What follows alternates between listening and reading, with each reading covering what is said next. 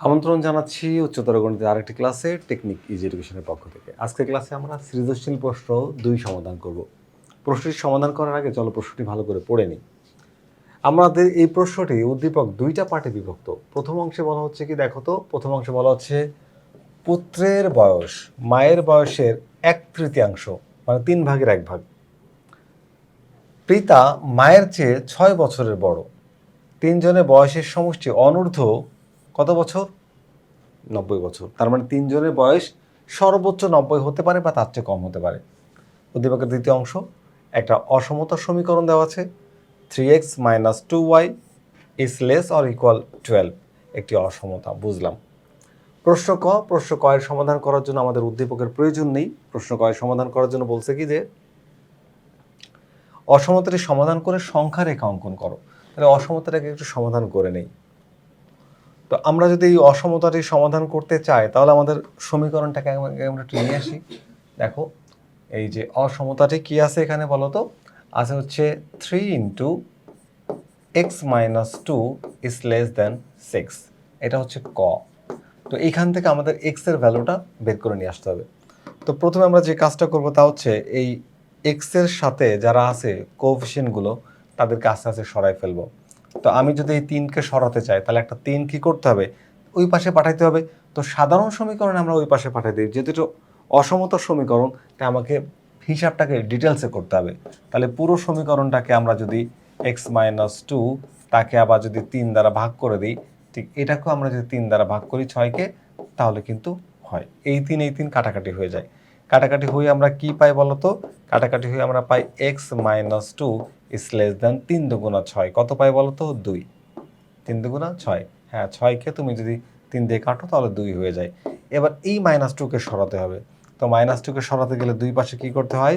+2 add করতে হয়। তাহলে x - 2 এর সাথে একটা +2 অ্যাড করো, আর এখানে 2 + 2 দুই পাশে 2 যোগ করে।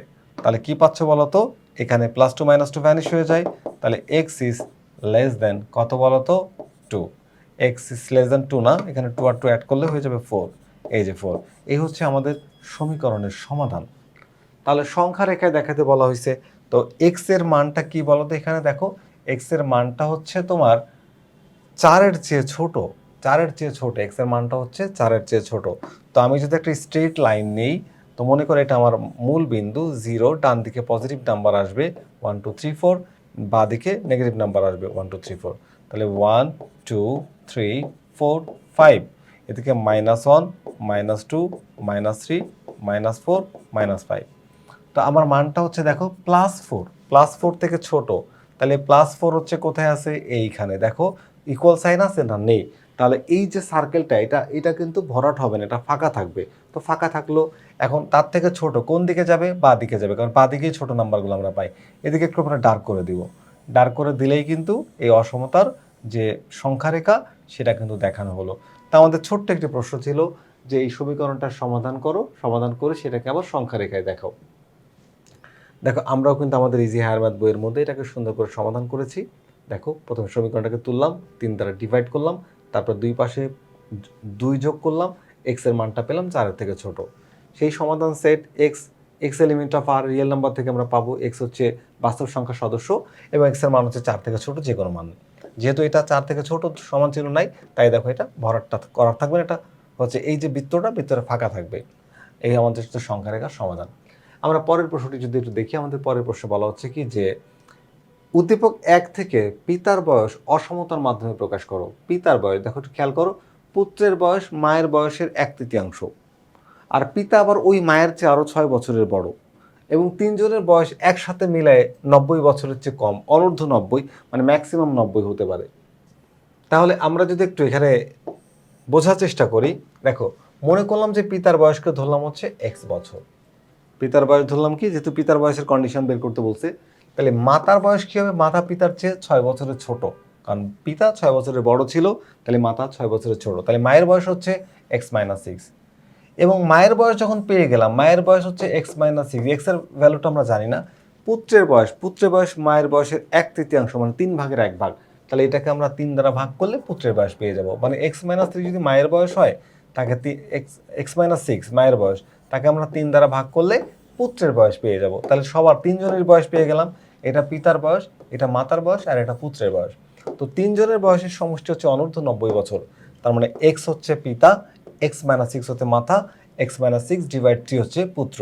এদের বয়স অনূর্ধ্ব 90, মানে লেস অর ইকুয়াল, হয় 90-এর চেয়ে কম হবে অথবা সমান হবে।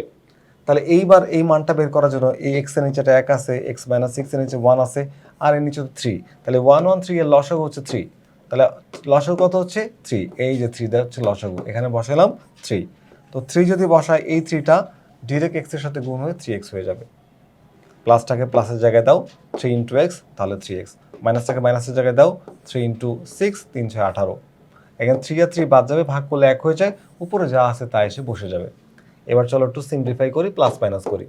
তাহলে 3x আর 3x আর x কত হচ্ছে 7x। এখানে -18 আর -6 মিলে -24 হয়। তার মানে 7x minus 24 divide 3 is equals to 9, is greater or less or equal হচ্ছে 90। এবার আসো একটু সামনের দিকে যাওয়া যাক। এই যে 3 এখানে ভাগ আকারে আছে, ধর আমি পক্ষান্তর করব, পক্ষান্তর না, এটা অ্যাকচুয়ালি দুই পাশে একই কাজ করা হয়। এই পাশে একটা 3 গুণ করছি, আর এই পাশে আমি একটা 3 গুণ করছি, তো এই উপরের 3 নিচের 3 কাটাকাটি হয়ে শেষ হয়ে যায়, আর এখানে 90 গুণ 3 270 হয়। তাহলে 7x minus 24 is less or equal to 70। উভয় পক্ষে কী করছি, 3 দ্বারা গুণ করছি। এরপরে এক্স এর ভ্যালু বের করবো, তাহলে এটাকে সরাইতে হবে, -24। -24কে সরাইতে গেলে তুমি সাইড চেঞ্জ করে দিবা না, ডিরেক্ট এই 24 মাইনাস আছে তো এর সাথে +24 অ্যাড করে দাও। এই দেখো 24 অ্যাড করে দিলাম, তাহলে এইখানে আমরা কি করলাম, 24 অ্যাড করলাম, আর এখানে +24 -24 ভ্যানিশ হয়ে যায়। তাহলে 7x is less or equal, অর্থাৎ ছোটো অথবা সমান হচ্ছে, এই দুটাকে যোগ করলে আমরা পাই হচ্ছে কত বলো তো, 294, 294। এবার এই যে 7টা ভাগ করতে হবে 7 দ্বারা, উভয় পক্ষে কী করলাম, 7 দ্বারা ডিভাইড করলাম। তাহলে 294কে 7 দ্বারা ডিভাইড করলে আমরা পাচ্ছি কত, 42। তার মানে এক্সের মান 42-এর চেয়ে ছোট অথবা সমান হতে পারে। তার মানে পিতার বয়স 42-এর চেয়ে ছোট অথবা সমান হতে পারে। আচ্ছা, আমাদের কি সংখ্যা রেখায় দেখাইতে বলেছে না, একটু দেখি তো, না, শুধু বলেছে পিতার বয়স অসমতার মাধ্যমে প্রকাশ করো। তাহলে এই হচ্ছে আমাদের পিতার বয়স, ধরছিলাম এক্স, এক্স এর মান চলে আসা মানেই পিতার বয়স চলে আসা, পিতার বয়সকে আমরা অসমতার মাধ্যমে প্রকাশ করলাম। আচ্ছা, এবার নেক্সট কোশ্চেনটা আমরা দেখবো, আমাদের সর্বশেষ প্রশ্নে কি বলেছে, মানে এই সৃজনশীল প্রশ্নের গয়ের আনসার কি একটু দেখে নিই।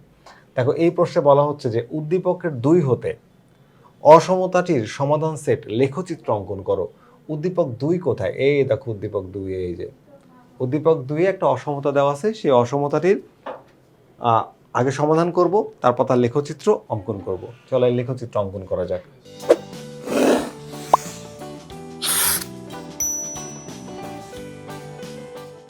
আচ্ছা, আমরা দেওয়া আছে যে মানটা একদম সমীকরণটাকে তুলে নিয়ে এসেছি, এখান থেকে আমরা এক্স এর ভ্যালুটা বের করার চেষ্টা করব। আচ্ছা, এক্স এর ভ্যালু না, আমাদের যেহেতু সমীকরণ আঁকতে হবে, আমরা জানি যে সমীকরণ আঁকতে গেলে ওয়াই এর মানটা নির্ণয় করতে হয়। ওয়াই, যেহেতু এখান থেকে আমাদের এক্স এর উপরে পাওয়ার 1, ওয়াই এর উপরেও পাওয়ার 1, তার কনস্ট্যান্ট টার্মটা আছেই। যদি এক্স এর উপরে পাওয়ার 1 হয় আর ওয়াই এর উপরে পাওয়ার 1 হয়, বুঝে নেবে এটা সরলরেখার সমীকরণ। এটা কি বলতো, সরলরেখার সমীকরণ। আর এক্স এর উপরে পাওয়ার মনে করো 2, ওয়াই এর উপর পাওয়ার হয় যদি 1, তাহলে এটা কার্ভ লাইন বা বক্ররেখার সমীকরণ। আর যদি এক্স এর উপরে পাওয়ার হয় 2 আর ওয়াই এর উপরে পাওয়ার হয় 2, আর ধ্রুবপদ যা থাকে থাকুক, সেটার উপরে কোনো কিছু একটা পাওয়ার হতে পারে, তাহলে এইটাকে আমরা বলি বৃত্তের সমীকরণ। তো এই সমীকরণটা দেখে আমরা বুঝতে পারছি এটা সরলরেখার সমীকরণ। তো সরলরেখার সমীকরণে স্ট্যান্ডার্ড ইকুয়েশন ধরা হয় y is equals to mx plus c। এটা হচ্ছে সরলরেখার স্ট্যান্ডার্ড ইকুয়েশন। তার মানে y থাকবে এক পাশে, অন্য পাশে থাকবে হচ্ছে তোমার x এবং কনস্ট্যান্ট টার্ম, আর x এর সাথে যেটা থাকে x এর কোএফিসিয়েন্ট, এটাকে বলা হচ্ছে কি বলতো, স্লোপ বা ঢাল। তাহলে আমার সরলরেখার যে আদর্শ সমীকরণ সেটা আমাদের কি হচ্ছে, y equals to mx plus c। এইভাবে আমরা হচ্ছে সমীকরণ বানানোর চেষ্টা করব। y equals to mx plus c, এই এমটা হচ্ছে x এর সহগ, আর এই সহগকে বলা হয় ঢাল। তাহলে আমাদের এখন কাজ কি, একটু এটাকে সিম্পলিফাই করার চেষ্টা করি। প্রথমে কি করলাম, এই যে সবাইকে ধরে এক পাশে নিয়ে আসছি, ভালো কথা, এইটা লিখলাম। এক পাশে না আনলেও হয়তো ওয়াইটাকে রেখে আমি বাকিটাকে পাঠাতে পারতাম, যাই হোক সবাইকে এক পাশে নিয়ে আসছি।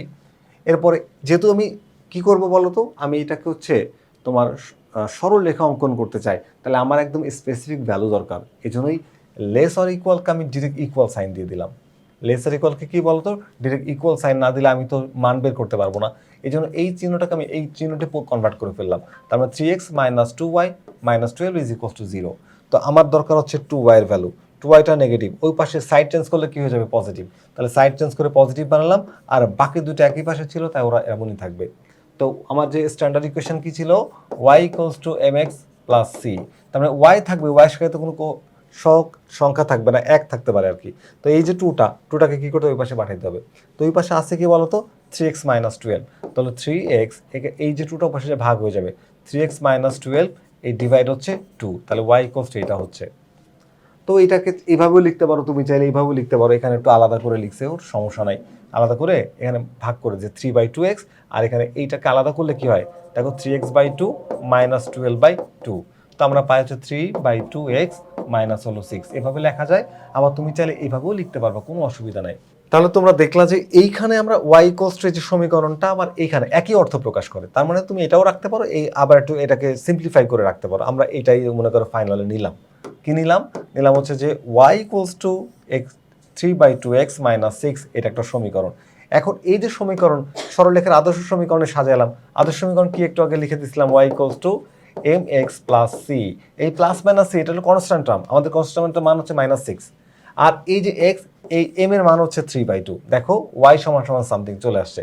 তো এখন দেখো যে x এর কয়েকটি মানের জন্য, x এর কয়েকটি ভিন্ন ভিন্ন মানের জন্য আমরা y এর মান বের করব, তা আমরা সমীকরণটাকে লিখলাম। এখন x এর পরিবর্তে আমরা x এর মান বসাবো। x এর পরিবর্তে কি করব, দেখো এখানে আছে কি y ইকুয়ালস টু 3/2, x এর মান কত 3/2, y ইকুয়ালস টু 3/2 এই হচ্ছে তোমার 3/2, x এর মান হচ্ছে দেখো 4 ধরা হয়েছে এখানে, তাহলে নিলাম হচ্ছে 4, মাইনাস হচ্ছে 6। একটু হিসাব যদি আমরা করি তাহলে এখানে কত আসে, এইটা আর এটা কাটাকাটি করলে এখানে 2 হয়, 3 দুগুণা 6, কি হয় বলো তো 3 দুগুণা 6 মাইনাস 6, তাহলে হয় 0। দেখো তুমি যখন x এর মান নিচ্ছ তখন y এর মান হচ্ছে 0, আবার যখন তুমি এখানে x এর মান 0 ধরছো, 0 তো কোনো কিছুর সাথে গুণ করলে 0 হয়, যখন এখানে 0 বসাবা তখন 6 কি হবে বলো তো, এটা হয়ে যাবে 0, তার মানে x এর মান যখন তুমি 0 বসাচ্ছ তখন y এর মান হিসাব করলে y ইকুয়ালস টু 6 আসবে, -6 আসবে, এই আসছে। তারপর একই রকমভাবে তুমি যখন x এর মান 2 নিবা, তার মানে 3/2 ইন্টু 2 মাইনাস কত বলো তো -6, তাহলে এখানে এই 2 কাটা যায়, 3 থেকে 6 যখন মাইনাস করা হয় তখন -3 থাকে, এই দেখো -3, তাহলে x এর মান 2 হলে y এর মান -3। এখন এই যে মানগুলো আমরা পাইলাম, এই মানগুলোকে আমরা কি করব, একটা গ্রাফ পেপারের মধ্যে বসাবো। তো যে মানগুলো আমি পেলাম, কি কি পেলাম বলো তো, এই যে 4 আর হচ্ছে 0 একটা স্থানাঙ্ক, 0 আর হচ্ছে -6 আরেকটা স্থানাঙ্ক, 2 আর হচ্ছে -3 আরেকটা স্থানাঙ্ক। তো এই যে সমীকরণটাকে আমরা এখন কি করব, এই বিন্দুগুলোকে গ্রাফের মধ্যে বসাবো। তো গ্রাফটাকে নিলাম, নেওয়ার পরে আমরা বিন্দুগুলো গুনে গুনে বসাবো, দেখো প্রথম বিন্দুটা হচ্ছে x এর মান 4, 1 এই হচ্ছে মূল বিন্দু, এটা হচ্ছে x এক্সিস আর এটা হচ্ছে y এক্সিস, তাহলে 1 2 3 এই দেখো 4 4 আর হচ্ছে y, x এর মান 4 y এর মান 0, তার মানে x অক্ষের উপরে পড়বে। তারপর হচ্ছে x এর মান কত 2, 1 2, y এর মান হচ্ছে 3 -3 নিচের দিকে, 1 2 3, x এর মান পজিটিভ হলে ডান দিকে, নেগেটিভ হলে বাঁ দিকে, y এর মান পজিটিভ উপরের দিকে, নেগেটিভ হচ্ছে নিচের দিকে, তো y এর মান হচ্ছে নেগেটিভ 1 2 3, এই 3 আর এখানে 2 এসে মিলল কোথায়, এই যে এখানে। তারপর x এর মান 0, x এর মান 0 মানে y অক্ষের উপরে, আর y এর মান -6, 1 নিচের দিকে, 1 2 3 4 5 6, আর x এর মান 0 হয় মূল বিন্দুতে পড়বে, মানে মেইন রেখার উপর পড়বে, y অক্ষের উপরে। এবার এই তিনটা বিন্দুকে যোগ করে দাও, যোগ করে এদিকে ডানে বামে বাড়ায় দাও। এবার দেখো এই সাইড একটু ডার্ক করা আছে, কি করা আছে, ডার্ক করা আছে। তাহলে আমরা এখন সমীকরণটার মধ্যে যাব, x আর y এর সমীকরণটার মধ্যে যাব। দেখো সমীকরণটা কি ছিল, সমীকরণটা ছিল হচ্ছে যে 3x minus 2y minus 12 is less than 0, অসমতার সমীকরণে যেহেতু এটা মূল বিন্দু, মূল বিন্দুতে x এর মানও 0 হয়, y এর মানও 0 হয়, তাহলে এই মূল বিন্দুতে আমরা 0 0 বসিয়ে পাই। দেখো x এর মান 0 বসাইলাম, y এর মানও 0 বসে, মানে আমি কি করলাম, মূল বিন্দুতে x y এর মান তো 0, তাহলে x y এর মূল বিন্দুতে সেই মানগুলো বসাই দিলাম, তাহলে এটা 0 সাথে কোনো কিছু গুণ করলে 0, 0 সাথে কোনো কিছু গুণ করলে 0, তার মানে 0 হয়ে যাবে, এটা -0, ঠিক আছে। তাহলে এইটা টোটালটা বাদ যাচ্ছে, বাদ যে থাকছে -12, যেটা কি 0-র চেয়ে ছোট কিনা বলো, 0-র চেয়ে ছোট, -12 কিন্তু 0-র চেয়ে ছোট, তার মানে এটা সত্য, ঘটনাটা কি সত্য। তাহলে এখানে আমরা যে বিন্দুগুলো পাবো সেই বিন্দুগুলো থাকবে মূল বিন্দু যেদিকে সেই দিকে, মূল বিন্দু যেদিকে সেদিকে থাকবে। তার মানে এই যে সমীকরণটা রেখা অর্থাৎ এবি এর উপরস্থ সকল বিন্দু এবং এবি সরলরেখার যে পাশে মূল বিন্দু আছে সেই পাশের সকল বিন্দু অসমতার সেটের অন্তর্ভুক্ত হবে। তাহলে আমরা যে সংখ্যা রেখাটা পাইছিলাম যে সরি আমরা যে লেখচিত্রতে যে সরলরেখাটা পেয়েছিলাম, এই যে তিনটা বিন্দু, এই তিনটা বিন্দু যোগ করলে আমরা পাচ্ছি, এবং যে সমীকরণে দেখলাম যে এক্স আর ওয়াই এর মান যদি শূন্য মানে যদি মূল বিন্দুতে 0 0 বসাই, তাহলে এক্স আর ওয়াই 0 0 বসালে আমরা দেখি যে ছিল কি -12, এই দেখো -12 ইজ লেস দ্যান 0, তাহলে -12 ইজ লেস দ্যান 0 হলে যে ঘটনাটি সত্য হয়। আর সত্য হলে এই সকল বিন্দু, মূল বিন্দু হচ্ছে এখানে দেখো, সকল বিন্দু কিসের দিকে হবে? মূল বিন্দুর দিকে হবে। তাই মূল বিন্দুর দিকে আলাদা করে আমরা কি করলাম, একটু ডার্ক করে দেওয়া হয়েছে। তো আমাদের সমীকরণটির সমাধান হলো, সমাধানের পর সংখ্যা রেখায় দেখালাম, সংখ্যা রেখার যে বিস্তারিত বিবরণও তোমাদেরকে বুঝিয়ে দিলাম। আশা করি এই ক্লাসটি তোমরা বুঝতে পেরেছো। ফিরে আসবে আবারও নতুন কোনো গাণিতিক সমস্যা নিয়ে। ততক্ষণ পর্যন্ত ভালো থেকো। আল্লাহ হাফেজ।